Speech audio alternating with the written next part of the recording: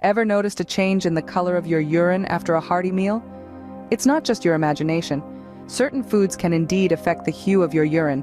Munching on a lot of carrots, for instance, can give your urine an orange tint, thanks to the beta-carotene pigment they contain. Ever enjoyed asparagus and found your urine taking on a strong odor or a greenish tinge? That's due to certain compounds in asparagus. And if you've ever been startled by pink or reddish urine, don't panic just yet.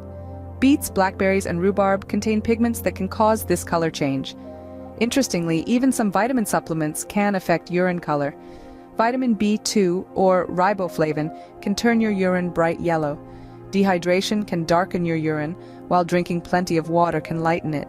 Certain medications and supplements can also cause changes in urine color. While these color changes are usually harmless, any sudden or significant changes should not be ignored, as they could indicate an underlying medical condition. If in doubt, consult a healthcare professional. Remember, being aware of your body's signals is key to staying healthy.